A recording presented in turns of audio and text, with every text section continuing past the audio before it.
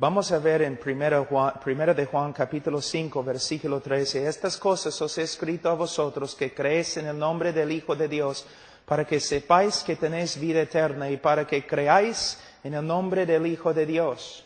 Entonces, Juan va a darnos, a través de todo el libro, varias pruebas por las cuales, o con las cuales podemos examinar nuestra vida. Pablo dice, examínate, pero ¿conforme a qué? ¿A cuál estándar vamos a examinarnos? El estándar de las Escrituras, y las Escrituras primera de Juan. Entonces vamos a Juan capítulo 1 y vamos a empezar. Juan 1, versículo 5. Este es el mensaje que hemos oído de Él y os anunciamos. Dios es luz y no hay ningunas tinieblas en Él. Si decimos que tenemos comunión con Él y andamos en tinieblas, mentimos y no practicamos la verdad. Pero si andamos en luz, como Él está en luz, tenemos comunión unos con otros y la sangre de Jesucristo, su Hijo, nos limpia de todo pecado. Ahora, ¿qué está diciendo? Well, primeramente necesitamos entender lo que significa Dios es luz. Mayormente cuando pensamos en este texto, pensamos, bueno, Dios es santo, no hay pecado en Dios. Y bueno, es cierto, Dios es luz, no hay pecado en Él. Pero Juan también tiene otro significado aquí. Había un grupo que después llegó a llamarse los gnósticos. Y la raíz de ellos están aquí. Era un grupo de herejes terribles. Y ellos enseñaron que Dios no era luz, sino Dios era oscuro, misterioso. Tenemos una palabra esotérico, que uno no puede conocer a Dios. Es un misterio. Y solamente algunos, ¿no? Algunos maestros bien altos y espirituales pueden entender. Los demás no pueden entender.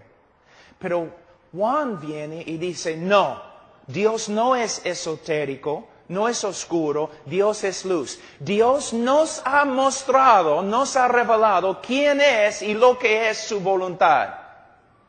Entonces, cuando la Biblia dice aquí, en 1 de Juan, que Dios es luz, significa que Dios se ha revelado a sí mismo a nosotros y nos ha mostrado quién es, su carácter y lo que quiere, su voluntad. Entonces, cristianos pueden conocer el carácter de Dios, los atributos de Dios y entender quién es. Y también los cristianos pueden entender la voluntad de Dios para hacer lo que Él quiere. Entonces Dios es luz, nos ha revelado su carácter, su naturaleza y su voluntad. ¿Me entienden, hermanos? Ahora, dice en versículo 6, si decimos que tenemos comunión con Él. En el día de hoy, en la interpretación moderna, en el día de hoy, algunos enseñan que eso está refiriéndose a un creyente que tiene comunión con Dios, ¿no?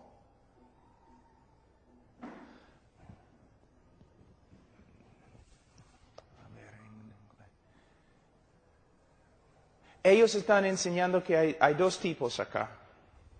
Que está hablando de cristianos que tienen comunión con Dios y cristianos que no tienen comunión con Dios. Pero no es la interpretación antigua ni la interpretación bíblica. Cuando la Biblia se refiere a una persona que tiene comunión con Dios, está refiriéndose a un creyente. Una persona que tiene comunión con Dios es creyente. Una persona que no tiene comunión con Dios no es creyente. Entonces no está hablando aquí de un creyente que puede tener comunión o otro creyente que no tiene comunión. Sino, si tienes comunión con Dios, eres creyente. Si no tienes comunión con Dios, no eres creyente. Es lo que está enseñando. Entonces, vamos a seguir. Si decimos que tenemos comunión con Él, si decimos que somos cristianos y andamos en tinieblas. ¿Qué significa andar? Well, la palabra pateo significa andar, pero esta palabra es peripateo, que significa no solamente andar, sino andar por todos los lugares, así, caminando así. En todo aspecto de su andar, de su manera de vivir. Cuando habla de andar, está hablando de nuestra manera de vivir. Entonces, él dice, si decimos que somos creyentes y andamos en tinieblas, o vivimos un estilo de vida que contradice lo que Dios nos ha revelado acerca de sí mismo y su voluntad, ¿qué pasa? Dice, mentimos y no practicamos la verdad. Entonces, una persona que dice que es creyente, pero su estilo de vida, no solamente un momento o 2 meses, pero su estilo de vida, después de confesar a Cristo como Salvador y Señor, después de supuestamente convertirse, si su estilo de vida contradice lo que sabemos acerca de los atributos de Dios, el carácter de Dios, su estilo de vida contradice la voluntad de Dios, él miente cuando dice que es creyente. Ahora, si tú me sigues con una cámara antigua que toma solamente una foto, ¿no? ¿Tú puedes seguirme? Y tarde o temprano vas a ver un pecado, ¿no es cierto? Y con tu cámara tú puedes, ¡pah! Así, ya. Pablo pecando, una foto, evidencia. Y tú puedes mostrar la foto acá, y tú puedes decir, mira, Pablo es pecador y no es creyente. Pero tú has tomado solamente un momento en mi vida, nada más. Entonces no es evidencia sólida que soy una persona que practica el pecado. Tú me has capturado en un momento de mi vida. Pero si tú sigues mi vida con una cámara de video, y tú sigues mi vida meses y meses y meses y meses, filmando y filmando, y tú ves un estilo de vida que contradice lo que Dios dice acerca de sí mismo y contradice la voluntad de Dios que Él nos ha revelado, entonces tú debes ir a mí diciendo, Pablo, tú dices que eres creyente, pero tu estilo de vida contradice lo que sabemos acerca de Dios y contradice lo que sabemos acerca de su voluntad. Pablo, debes examinarte, debes probarte para ver si estás en la fe. ¿Ves la diferencia? Una gran diferencia. Mira, los pastores antiguos tenían 2 preocupaciones principales que no se encuentran en la iglesia evangélica en el día de hoy. Sus preocupaciones principales eran, 1, predicando el evangelio verdadero. 2, cuidando al rebaño para asegurar que todos eran creyentes. En el día de hoy, predicamos el evangelio, un evangelio reducido a algunas leyes espirituales, y nunca nos preocupamos por la salvación de una persona. Asumimos que son salvos y luego solamente tratamos de discipularlos. Y la razón por la cual mucho del discipulado que hacemos fracasa es porque estamos tratando de discipular inconversos que no tienen el Espíritu Santo. Estamos tratando de enseñar a los cabríos para que se porten como ovejas. ¿Ves? Entonces, la primera prueba es, si una persona de verdad es cristiana, va a vivir un estilo de vida que se conforma a lo que sabemos del carácter de Dios y la voluntad de Dios. Pero si una persona vive una vida, y mira, como pastor, vamos a hablar como pastor. Si hay una persona en la congregación que fue bautizado, que ha confesado a Cristo como Señor y Salvador, o ha, ¿cómo se dice?, ha hecho su decisión. Y como pastor estoy examinando su vida, mirando su vida, cuidándole. Es mi trabajo. Y yo veo que su estilo de vida contradice el carácter de Dios y contradice la voluntad de Dios. Yo no voy a ir a él diciendo, no eres creyente. Pero voy a ir humildemente y decir, mira, aunque confieses a Cristo como Señor y Salvador, y aunque fuiste bautizado como tu pastor, yo tengo que decirte, tu estilo de vida contradice lo que sabemos del carácter de Dios, y tu estilo de vida contradice la voluntad de Dios. Tú debes tener bastante miedo. Es posible que ni eres creyente. Esa es la manera de aconsejar de las Escrituras, del apóstol Pablo, de los bautistas tempranos, pero no de los evangélicos ni los bautistas en el día de hoy, porque nosotros aconsejamos más como la Iglesia católica que la Iglesia bíblica. Mira lo que hacemos, la diferencia. Voy a repetir, antes que continuemos, la Iglesia católica asume que una persona es católica, que es cristiana. Y cuando esa persona vive como diablo, ellos todavía asumen que es católica, que es cristiana, y solamente reprende a la persona diciendo, eres católico, debes vivir como un católico. La iglesia evangélica en el día de hoy, iglesia bautista, hace lo mismo. Porque tenemos esta superstición de evangelismo que usamos, de la persona tiene que hacer su decisión. Esta persona oró conmigo, por eso es salva. Tú no sabes que es salvo. Pero nosotros asumimos, ya hiciste su decisión, es creyente. Pero cuando no vive como creyente, nosotros decimos, igualito a la iglesia católica. Eres creyente, pero no estás viviendo como creyente. ¿Cómo sabes que es creyente? Si no se porta como creyente, muy posible no es creyente.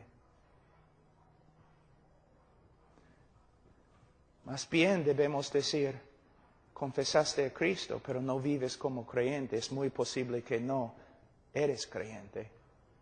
Examínate, pruébate, conforme a este examen que tenemos en 1 de Juan. Entonces, la primera evidencia de que una persona es cristiana es que anda en la luz.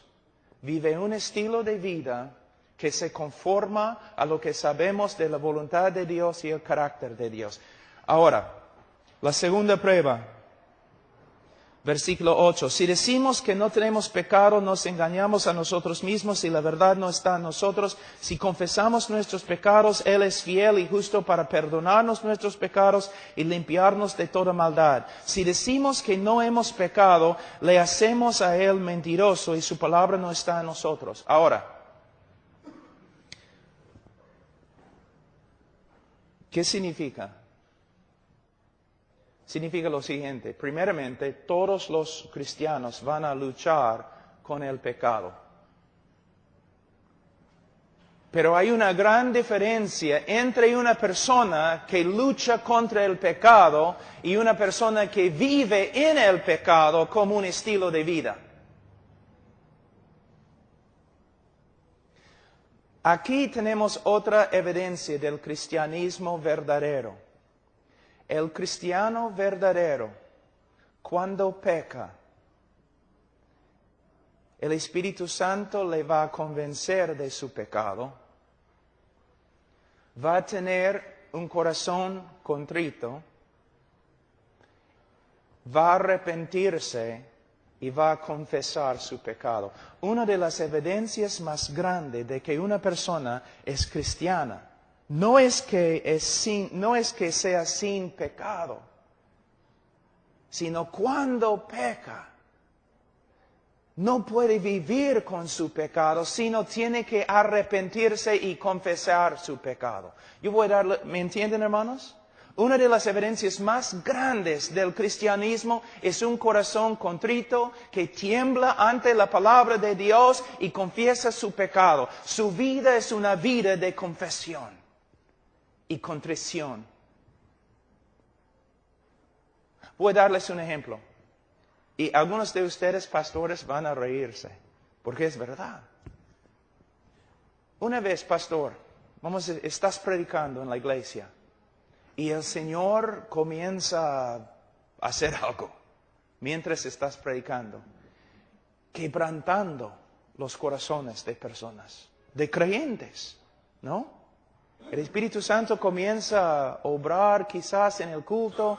Estás hablando acerca de pecado o una cosa, y el Espíritu Santo comienza a quebrantar los corazones de los miembros de la iglesia. ¿No es interesante que casi siempre los que pasan adelante confesando su pecado y llorando son las personas más dedicadas en la iglesia? Y las personas más carnales en la iglesia se sientan ahí en la banca como si nada estuviera pasando. ¿Cómo es que las personas más devotas en la iglesia son las mismas personas que se quebrantan más en la iglesia? Y los más carnales nunca se quebrantan ni confiesan su pecado. ¿Por qué? Estamos viendo dos grupos. Los cristianos en la iglesia y los incrédulos en la iglesia. No, de verdad. Un cristiano, un pecador tiene, como dice Ezequiel 36, un pecador tiene un corazón de piedra que no se quebranta. Un cristiano tiene un nuevo corazón de carne que es sensible a la voz de Dios y cuando peca se quebranta. Y es cierto que un creyente, no como un incrédulo, pero un creyente verdadero puede un tiempo endurecer su corazón contra lo que sabe es verdad, pero tarde o temprano, por medio de una prédica, por medio de la reprensión de otro hermano, por medio de simplemente una obra del Espíritu Santo o por medio de la disciplina, se va a quebrantar. Ese es el propósito de la disciplina en la iglesia que no se practica en el día de hoy. ¿Y sabe qué? En las confesiones de los bautistas ellos siempre decían, si una iglesia no practica la disciplina bíblica, no es una iglesia verdadera. Es uno de los propósitos de la disciplina en la iglesia, de Gálatas capítulo 6, 1 y 2 y de Mateo 18. Si tú ves a un hermano y tú crees que el hermano está en pecado, tú tienes que ir al hermano y reprenderle a solas, tú. Si se arrepiente, has ganado a tu hermano.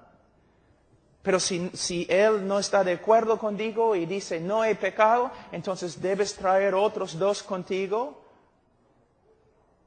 Hombres sabios y maduros, quizás los pastores, y tú tienes que hablar con tu hermano y los pastores o los otros dos hermanos tienen que juzgar para ver quién tiene razón. Y si ellos dicen también, hermano, este hermano tiene razón, estás en pecado, tienes que arrepentirte. Si el hermano se arrepiente, entonces han ganado a su hermano, gloria a Dios. Pero si no se arrepiente, entonces tiene que ir a la iglesia. Y ante la iglesia tiene que escuchar, porque la iglesia va a juzgar a los ángeles, la Biblia dice. La iglesia tiene que juzgar. El problema es que muchas personas en la iglesia son inconversos y no saben cómo juzgar. O no son maduros porque no estamos enseñando las Escrituras. Pero la iglesia tiene que juzgar. Si la iglesia juzga y todos están de acuerdo, este hermano está en pecado y no quiere arrepentirse, entonces tienen que ponerlo fuera de la iglesia y entregarle ¿a quién? A Satanás, al diablo. Ahora, ¿qué va a pasar cuando se entrega al diablo? Dos posibilidades. Hay una posibilidad que nada va a pasar. Que nada va a pasar. Quizás después de entregarle a Satanás, él va a prosperar. Que nada va a pasar. Que no va a regresar a la iglesia. Todo tranquilo. ¿Sabe lo que significa? Es incrédulo. Es incrédulo. Pero si se entrega a Satanás y el hombre sufre y sufre y sufre y vuelva a la iglesia arrepentido, ¿qué significa? Es creyente. Porque Dios, hermanos, mira, cuán débil es nuestro Dios, ¿no? Dios quiere hacer tantas cosas en tu vida, pero tú no permites que Dios obre. ¿Tú no permites que Dios obre? ¿Desde cuándo? O yo escucho a los evangelistas, Cristo está tocando a la puerta de tu corazón y está llorando, pero Él no puede abrir la puerta. Él no tiene el poder de abrir la puerta. Solo tú tienes el poder de abrir la puerta. La puerta pertenece a Jesús. Si Él quiere botar la puerta, Él puede hacerlo. ¿Qué Dios tienes? Un Dios de psicología. El que comenzó la buena obra la va a perfeccionar. Sí. Entonces, la segunda evidencia es que el cristiano verdadero, aunque peque, va a ser sensible a su pecado, va a arrepentirse y va a confesar su pecado. Ahora, otra prueba, versículo 6, capítulo 2. El que dice que permanece en Él debe andar como Él anduvo. Tú dices, entonces, Pablo, todos nosotros vamos al infierno. ¿Quién anda como Cristo? Tienes que entender lo que está diciendo. De nuevo está hablando de un estilo de vida. ¿Cómo?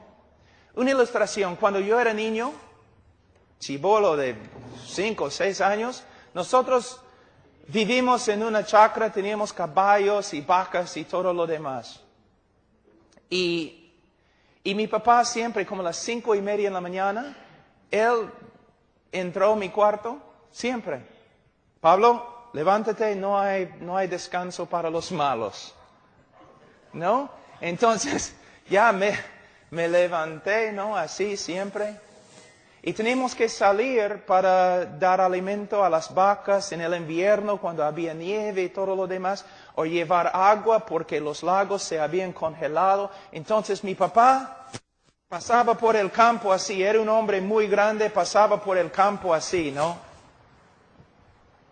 Y yo quería ser igualito a mi papá, yo quería caminar como él, pero él era así, yo era así. Pero cuando él estaba caminando en la nieve, yo podía ver sus huellas, ¿no? Y yo quería poner mi pie donde él había puesto su pie. Entonces él estaba caminando así, tranquilo. Y yo, como una araña borracha, yo estaba caminando, ¿no? Y a veces, tratando de caminar así, caía.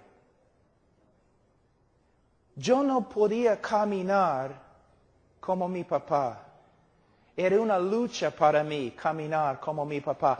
Pero si una persona está observándome, él puede discernir al toque, este niño quiere ser como su papá. ¿Ves? No tiene el poder de hacerlo. A veces cae. Pero se nota que este niño quiere ser como su papá. A pesar de sus fracasos, a pesar de su incapacidad, su impotencia, él quiere ser como su papá. Entonces, si tú tienes una persona en tu iglesia y no se nota nada de discipulado, Sus deseos, él quiere ser como los mundanos, él quiere ser rico, él quiere no tener fama entre los incrédulos y todo lo demás. ¿Qué significa? No conoce a Cristo, quizás. Pero si tú tienes un hermano en la iglesia, y a veces tenemos hermanos verdaderos en la iglesia, que caramba, nosotros decimos, Señor, llévalo al cielo. Es un desastre, Señor. Pero se nota, a pesar de todo, se nota de verdad, este hombre quiere ser como Jesús. No es tan inteligente como los demás. Sería más fácil discipular un burro. Pero de verdad se nota, se nota. Hay una realidad de Dios en su vida y Él quiere ser como Dios, como Cristo. Él quiere andar como Él. Pero ¿cuántas personas se dicen cristianos, pero ellos quieren ser como los futbolistas, como los estrellas de cine, como todos esos hombres de negocio y fama? Esta enseñanza es muy, muy buena, especialmente para los jóvenes. Joven, tú dices que eres creyente. Tu manera de hablar, tu manera de caminar, tu manera de vestirte, se nota que quieres ser como el mundo. Es muy posible, es porque eres del mundo. Entonces, la primera prueba, aquí vamos a terminar y vamos a seguir después, pero la primera prueba es un cristiano verdadero, como un estilo de vida, va a vivir de una forma que se conforma al carácter de Dios y se conforma a la voluntad de Dios. También un creyente verdadero va a tener un corazón sensible al pecado y tarde o temprano se va a arrepentir de su pecado y confesarlo. También él, que es cristiano verdadero, va a andar como Cristo anduvo, que significa, se nota en su vida un deseo real de ser como Cristo, de portarse como Cristo, de imitar a Cristo.